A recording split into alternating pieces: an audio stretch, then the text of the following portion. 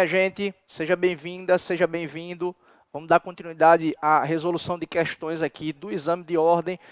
Nessa aula, nesse bloco, a gente vai discutir a nossa 16ª questão, ainda tratando sobre o tema controle de constitucionalidade, que sem dúvidas, de acordo com as estatísticas do exame de ordem unificado realizado pela FGV, é o tema em direito constitucional que mais cai. Às vezes a gente tem exames aí que nós temos 2 ou chegamos a ter até 3 questões no mesmo exame de ordem, tá? Então, para a gente fazer a revisão aqui, a gente vai dar continuidade discutindo o tema. Já vou colocar na telinha aí de vocês a nossa 16ª questão, que foi retirada, exatamente aqui do 16º exame, lá de 2015, né? Coincidentemente, foi exatamente o exame que eu fiz no início de 2015 e que passei lá no exame de ordem, tá? 16º exame, 16ª questão aqui, coincidentemente também, do nosso projeto. Então vamos lá, acompanhem comigo a leitura. A medida provisória, embora tendo causado polêmica na data de sua edição, foi convertida em julho de 2014 na Lei Y. Inconformado com o posicionamento do Congresso Nacional, o principal partido de oposição, no mês seguinte, ajuizou ação direta de inconstitucionalidade, atacando vários dispositivos normativos da referida lei. Todavia, no início do mês de fevereiro de 2015, o presidente da República promulgou a Lei X, revogando integralmente a Lei Y, momento em que esta última deixou de produzir os seus efeitos concretos. Nesse caso, segundo entendimento cristalizado no âmbito do Supremo Tribunal Federal, letra A, deverá a ADIM seguir a sua regular tramitação, de modo que se possam discutir os efeitos produzidos no intervalo de tempo entre a promulgação e a revogação da lei. Letra B, deverá a ADIM seguir a sua regular tramitação, de modo que se possam discutir os efeitos produzidos no tempo entre a edição da medida provisória Z e a revogação da lei Y. Letra C, deverá ser reconhecido que a ADI perdeu o seu objeto, daí resultando a sua extinção, independentemente de terem ocorrido ou não efeitos residuais concretos. E letra D, em razão da separação de poderes, deverá ser reconhecida a impossibilidade de o Supremo Tribunal Federal avaliar as matérias debatidas sob a ótica política pelo Poder Legislativo. E aí, você sabe a resposta dessa questão? Olha só, o tema trata basicamente de sucessão de leis no tempo e no espaço, né? Uma lei posterior revoga uma lei anterior, quando for com ela incompatível, quando for uma lei especial, tratando aqui, né, sobre aspectos que já existe uma lei geral. Enfim, a gente tem aquelas questões lá que a LINDB apresenta para a gente, né, de sucessão de leis no tempo e no espaço. Mas especificamente sobre medida provisória, o que é importante a gente relembrar aqui também, é um instrumento normativo, não é? À disposição do chefe do Poder Executivo, no caso, a nível federal, do próprio presidente da República, não é? Está regido ali pelo artigo 62 do texto constitucional. É possível que haja medidas provisórias para governadores e para prefeitos? Sim, desde que respectivamente previstos no âmbito da Constituição Estadual e também da lei orgânica do respectivo município. Obviamente que também respeitados os parâmetros mínimos por força do princípio da simetria do que está previsto no âmbito da Constituição Federal para o presidente. Mas olha só, o tema aqui, embora eu tenha feito essa breve revisão, é um tema que envolve julgamento de ação direta de inconstitucionalidade. A gente sabe que quando uma ADIM é julgada, seja ela procedente ou improcedente, basicamente a gente vai ter ali a eficácia vinculante das suas decisões, né, efeitos erga omnes, e se houver uma declaração de inconstitucionalidade, salvo a modulação temporal, né, salvo a modulação dos efeitos temporais de uma decisão, ela vai ter como regra eficácia ex tunc. Então, uma decisão em ADIM que declara a inconstitucionalidade de uma lei, ela vai retroagir no tempo, ou seja, haverá o desfazimento dos efeitos jurídicos, né, que aquela lei produziu, das relações jurídicas que aquela lei tutelou durante o seu tempo de vigência.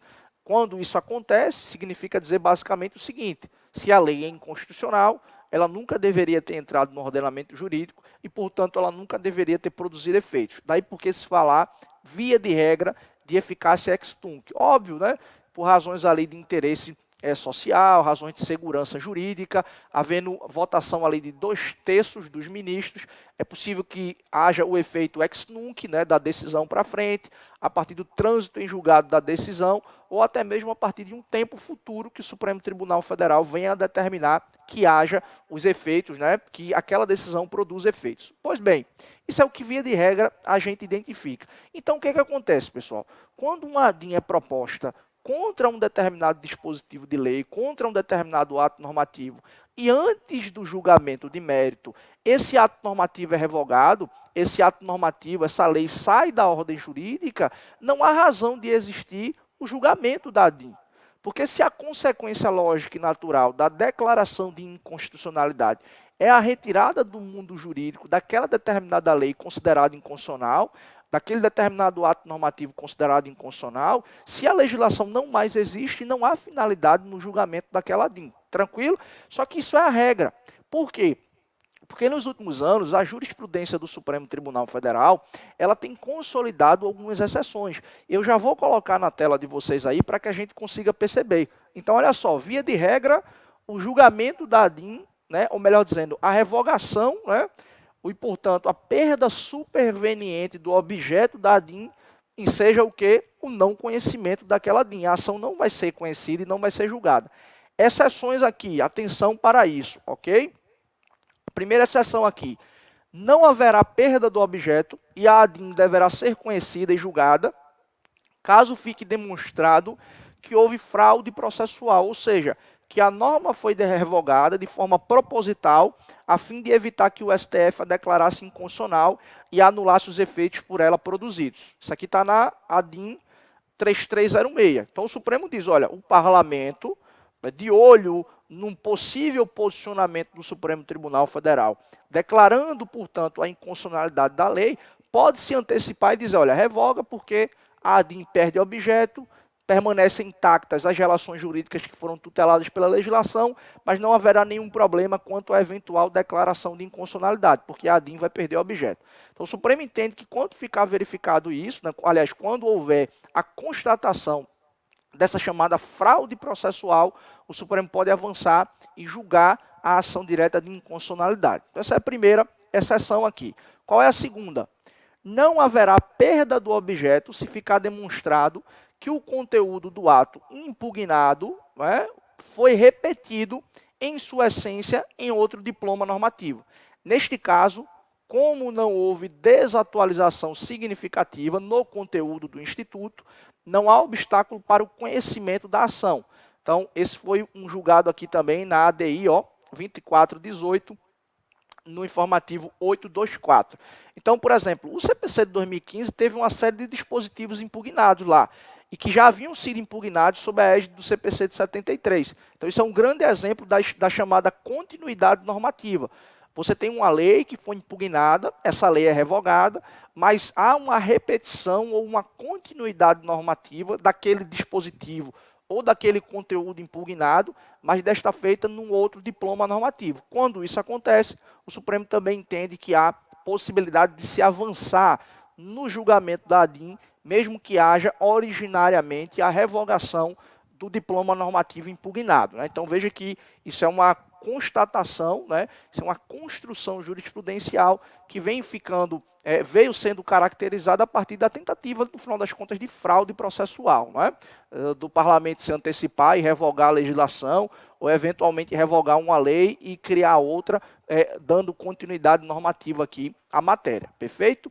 E aí, na terceira exceção, caso o STF tenha julgado o mérito da ação sem ter sido comunicado previamente que houve a revogação da norma atacada. Nesta hipótese, não será possível reconhecer após o julgamento a prejudicialidade da ADI já apreciada, ok? Isso também, outro entendimento do Supremo noticiado ali no informativo 845. Isso é normal, né? O Supremo, em tese, não vai ficar acompanhando o andamento, revogação ou não, de legislações país afora, exatamente por conta da quantidade de leis que a gente tem no país. Às vezes você tem lá uma lei estadual impugnada, o Supremo não tem como acompanhar. Óbvio que cabe ali se for possível, por prudência, acompanhar se houve ou não, principalmente diante daquelas ações que são julgadas depois de muito tempo da sua propositura. Não é? Mas, via de regra, havendo a revogação da legislação e o Supremo não tomou conhecimento disso, obviamente que a Corte pode avançar no julgamento, tranquilo? E um outro ponto que eu acho interessante, que vale a pena a gente citar aqui também, é um entendimento firmado aí no Supremo Tribunal Federal, também em ADIM, ó, no caso na ADIM 2595, julgado lá no final de 2017, que a Corte disse o seguinte, olha, quando houver aquela questão, não é, de eventualmente uma continuidade normativa ou qualquer outra questão nesse sentido, e aí é importante a gente ler o que está escrito aqui, ó, a revogação ou substancial alteração do complexo normativo impõe ao autor o ônus de apresentar eventual pedido de aditamento, caso considere subsistir a inconstitucionalidade da norma que promoveu a alteração ou a revogação. Então, em tese, diante dessas duas primeiras hipóteses ó, que aparecem aí na tela, exceção 1 e exceção 2, o que é que o autor, o que é que o legitimado ativo que propôs a ADIM tem que fazer? Ele tem que informar o Supremo, ó, a lei foi revogada, né? É por uma outra legislação, mas ela continua inconstitucional. Então tem que haver o aditamento. Né? O próprio CPC que se aplica subsidiariamente, né? Em alguns procedimentos lá no âmbito do Supremo, impõe, né? A parte que tem aqui, ó, segundo esse artigo aí 485, né? Tem que informar, até porque se o juiz reconhece ali que há uma ausência de interesse processual, ele não vai conhecer do mérito. Então, isso se aplica aqui ao entendimento no âmbito do Supremo Tribunal Federal. Tranquilo? Então, ó, todas essas informações aqui, como vocês podem ver aqui, ó, foi retirado lá do site Dizer o Direito. Né? Um abraço para o professor Márcio, esse monstro, esse especialista na jurisprudência dos tribunais superiores que tem nos brindado há muitos anos já com informações extremamente importantes e pertinentes sobre os informativos do Supremo Tribunal Federal e também do Superior Tribunal de Justiça. Tá? Então, essas informações foram tiradas exatamente desses informativos aí. Né? Então, olha só, a partir disso que eu acabei de revisar, você com certeza já tem condições de resolver essa questão. Porque qual é a resposta dela? Vamos lá, né, para a gente poder voltar às alternativas. Você tem aqui informações dizendo, olha, o Supremo deve dar continuidade deve dar regular tramitação à ADIM.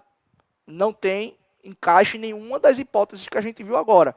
Então, se não se encaixa essa descrição aí da questão em nenhuma das hipóteses, significa dizer que a nossa resposta é qual? É exatamente a letra C. Ó. Deverá ser reconhecido que a ADI perdeu o seu objeto, daí resultando a sua extinção, independentemente de terem ocorrido ou não efeitos residuais concretos. Ok?